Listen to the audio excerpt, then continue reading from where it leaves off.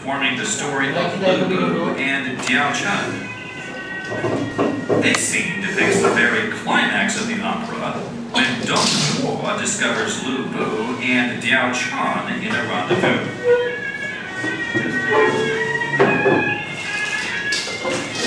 The man in blue is Dong Zhuo, shown fuming with anger.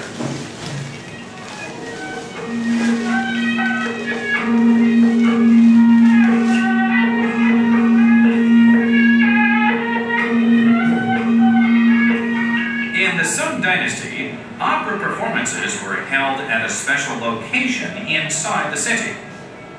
In Zhang Ziduan's hand scroll, we see a group of people listening to the opera in such a location.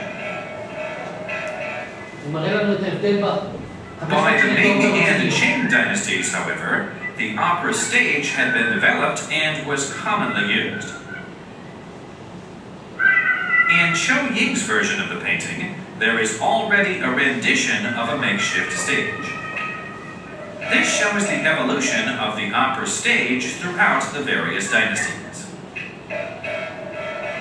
If a version of the scroll depicts this detail, then we can be sure the painting was done after the Ming Dynasty.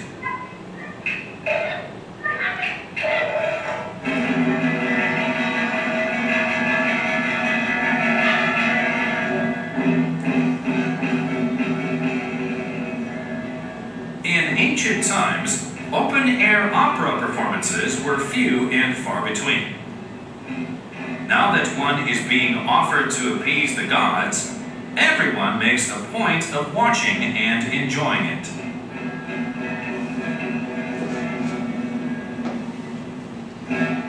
The place is crowded, and the audience watches with great interest as the story of Lu Bu and Diao Chan unfolds.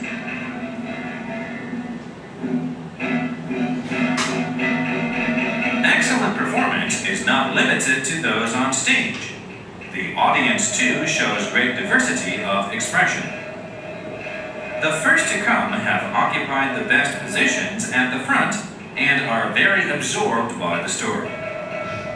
See how some look even more nervous than the main performers.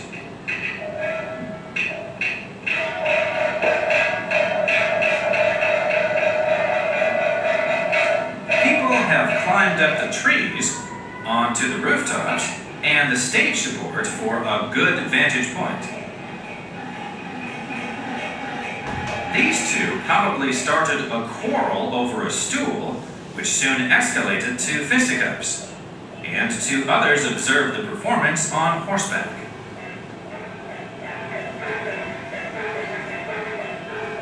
Some latecomers arrive with their own chairs. Where there are shows, there are also food stalls. Here, a boy buys something to satisfy his appetite. A vendor is approaching to offer his goodies.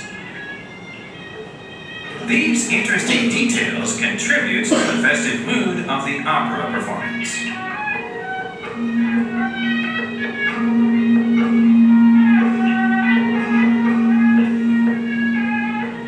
But there are some who show no interest in the show. They continue with their occupations, oblivious to the celebrations.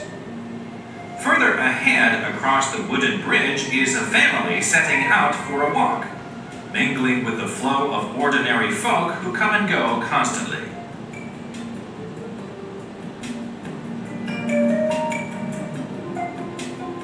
Along the way, the traffic becomes even more busy. There is a constant flow of people with their baskets and livestock.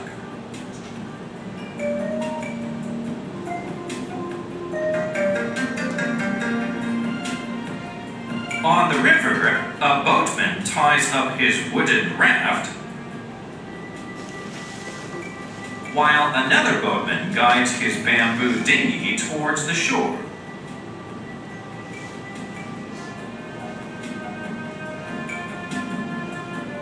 On the bank, two men ride donkeys.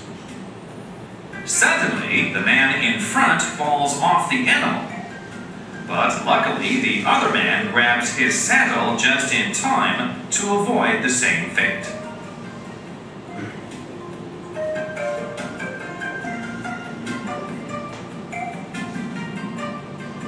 See the naughty expression of the animal. We see a carriage resting near the bank while the owner enjoys a snack. Here, what's interesting is the horse. A bag filled with feed hangs down from the neck of the animal in a design that is both efficient and prevents spillage. On the other bank, we see a vivid depiction of two riders rushing forward, leaving behind a man who they knocked off the road as they galloped forward at full speed. Some farmers bringing their produce and livestock are about to cross the Rainbow Bridge to reach the marketplace. The Rainbow Bridge has changed in appearance with the passage of the dynasties. While Zhang Zedong's hand scroll shows the bridge made of wood, in those by Qiu Ying, and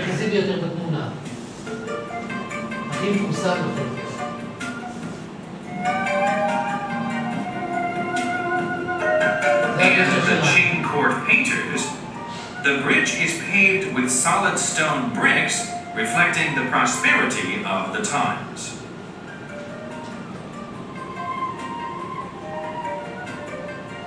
The scroll painted by the Imperial Academy artists shows neat rows of shops on the bridge, contrasting with the few makeshift stalls in the original painting. The names of the shops have also changed, including those selling snacks, fabric, calligraphy materials, drugstores, and a fortune teller's booth.